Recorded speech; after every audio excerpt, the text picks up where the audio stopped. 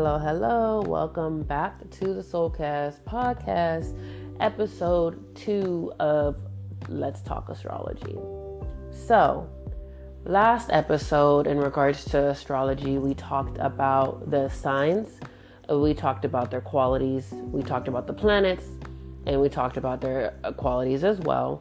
We even talked about the elements, and we talked about how they can impact certain personality parts of our life, right? So the zodiac signs and the planets are technically our personality, right? And now we're getting into the houses, and the houses cover all aspects of our life, right? From personal growth, which is like self, pleasure, and travel, survival methods, which is like money, labor, career, relationships, like siblings, partnerships, friends, family, and then existential, right? So ancestry, loss, and self-undoing. So we're going to get deeper into the houses, the ruling planet, the quality of it as well, the sign that resonates with that. And then I'm going to go talk about what each house represents. We're not going to go deep into it. I'm just going to give you the very, very basics of everything. In the episode details, I'm going to have links to all the sources that I used, and I'm going to give you the link as well for the apps that I use. You can search it up easily and find out your own natal chart the way that you want to do it, the sites you want to use. I'm just using it here to help you guys, cut out the extra work of like having to research and find it on your own. I'm here to support and help each and every one. I'm here to spread information. So let's get into it. All right, let's talk about the houses. So there are 12 houses in your natal chart. And in your chart, this is where the planets and the signs play out in your life. And because that there are 12 houses, it's going to go clockwise. Each house is roughly 30 degrees. It depends on if it's bigger or smaller, because if it's bigger, sometimes there could be a couple zodiac signs that land in one house. And the way that you can find out your natal chart and which house has which sign in it is looking up your ascendant sign or finding out what your ascendant sign is. The first house will always be your rising sign. And the first house, it is about your life force. It's the essence of you projected outwards. It's technically just how other people see you. And with that, you'll be able to kind of understand like how things are going to play out in your chart and how it's going to align. So, for example, if your rising sign is in Taurus, like mine, then it will go from Taurus to Gemini, Cancer, Leo, Virgo, Libra, and just going down the line, right? And if, for another example, it starts at Cancer for your rising sign. So your first house will be Cancer, then it'll go Leo, Virgo, Libra, and just going down that road again, right? So it doesn't change. Your natal chart doesn't change. The order of how your zodiac signs will go in your natal chart will not change. The only thing that changes is the sky. The sky is always changing, right? So you can actually use this as a way to understand how your life is being affected and how it's being impacted depending on where the houses are placed. So if there's a new moon in Virgo, and let's say that your sixth house is ruled by, let's say, pure alignment. Your sixth house is ruled by Mercury, and which is ruled by Virgo, then your maintenance of your life is going to be impacted. Your sixth house is going to be impacted, right? So the details of your life and how you tend to them, like that's how you can use your chart to understand what's happening on a day-to-day basis with the sky and what's aligning up there, right? Describing and explaining the natal chart. So the below the horizon, which are the houses 1 through 6, they deal with private matters. We have above the horizon, which is houses 7 through 12, and those deal with public matters. On the eastern side of the chart, we have houses 10, 11, 12, 1, 2, and 3. Those have to deal with personal development. On the western side of the chart, we have houses 4, 5, 6, 7, 8, and 9, and these all have to deal with interpersonal development.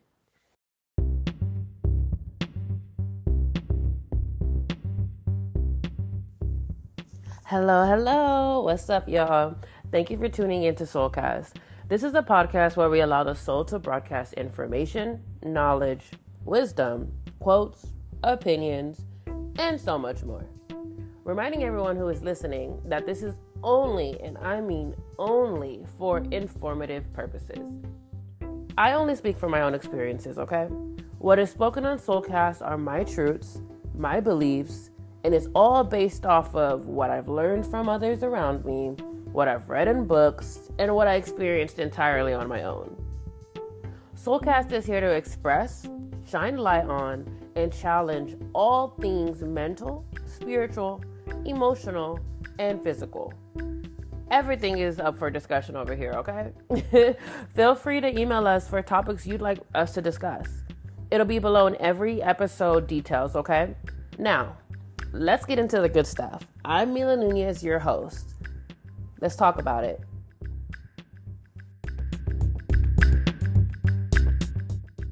Perfect. Now, what we all have been waiting for, understanding the houses, their energies, and the signs that rule them, and the planets that also rule them as well. So, let's get into it. So, first, we have the first house, the house of our identity. This is ruled by Aries, which is ruled by Mars. This is the I act energy, right? So again, your first impression you give, your appearance, your ego, your self-image, your approach to life, your attitude, and your body. You know, this is how you're going to show up in the world. Your second house is the house of income. It's ruled by Taurus and Venus, which is the I love energy, right? Which means material possessions, money, security, your self-worth, your values, again, more possessions, and your work ethic. Your third house, this is the house of communication. And the house of communication is ruled by Mercury and Gemini, which is the I think energy, right? The way you are processing information, the flow of information, your learning, your sense of community, your hobbies, your siblings and cousins, or your travels, your short trips, and electronics. That's great. Fourth house. Your fourth house is the house of home. So this is going to be ruled by the moon and Cancer. So I feel, right?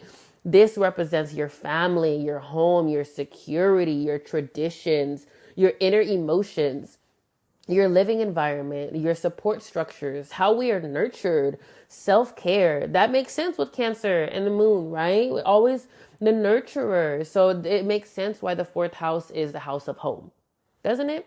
It's starting to make more sense. I hope it does for you, but for me, it's starting to click even more the more I do the research on this. Okay, now the fifth house. The fifth house is the house of pleasure. Can we guess what rules that? So it's going to be the sun. It's going to be Leo, right? It's the I am energy. It's your self-expression, your romance, your creativity, dating, creating children, your childlike energy, the playfulness, your fun and joy. Again, all of these characteristics that I'm listing out is about the fifth house. It's about the houses, right?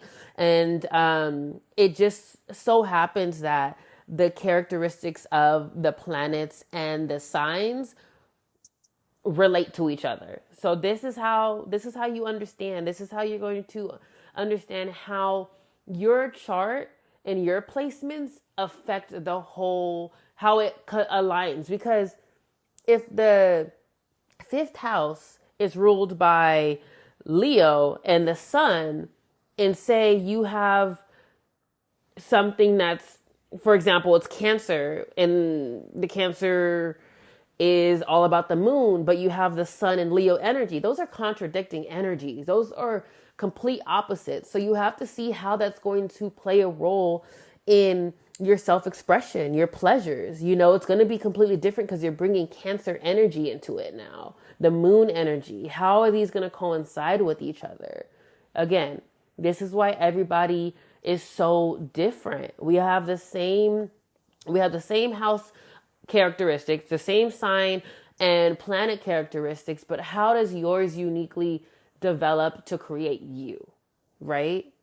It's a lot. It could be a lot, but it's fun. It's fun to research. It's fun to find out and understand where you reside and what makes you you.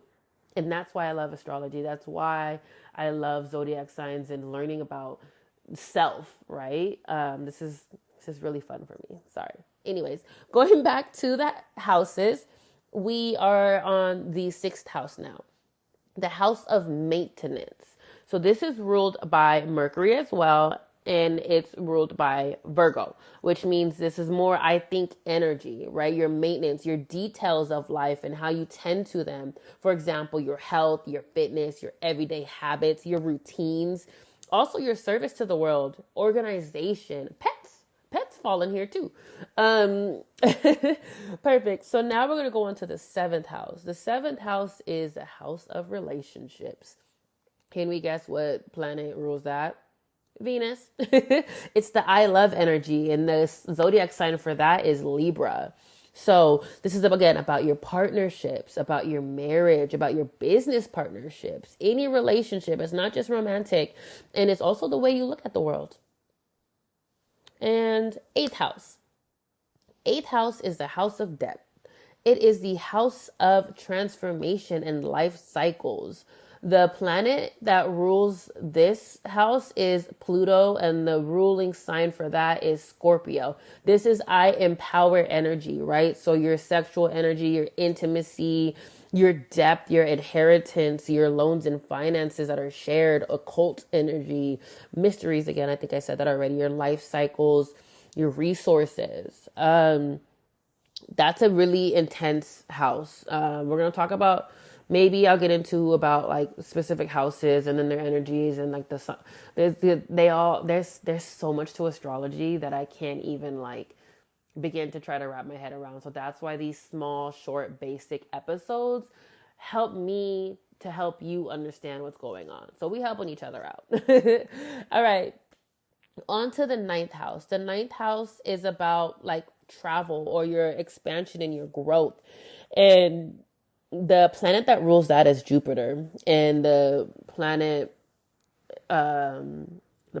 ruler is Sagittarius, which is the I grow energy. So this is going to be your belief system, your higher learning, big picture, law, travel. Sagittarius are huge nomads, and they're always like truth seeking and trying to understand what else is out there, right? And I love that energy. Really, really great energy.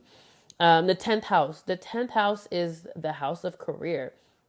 And of course, that is ruled by Saturn and Capricorn, which is the I achieve. So your status, your long-term goals, your public image, your reputation, your authority in life. That's a really good house as well. It's really, all of these houses, again, they all play a different role in your life and how it impacts your day to day. 11th house is the house of friends, right? This is going to be ruled by Uranus, which is also ruled by Aquarius, which is I evolve energy, forward thinking, right? So your realm of community, your culture, humanitarianism, aspirations, your hopes and wishes, right? The future, internet, networking. So this is like the friend, your community, the people you keep around you, your friend group, right? The 12th house, which is the last house, and this is the house of the unconscious. This is ruled by Neptune and Pisces, and this is I dream energy, right? So with that being said, we're talking about the synthesis and transformation, endings, your hidden strengths, your subconscious and unconscious mind, how you use your solo time, karmic energy, your spirituality, afterlife, addictions, and intuition. All of these have a huge role to play. And it's important to understand how your natal chart is designed and which planets fall in which houses for you and how it makes a difference with you.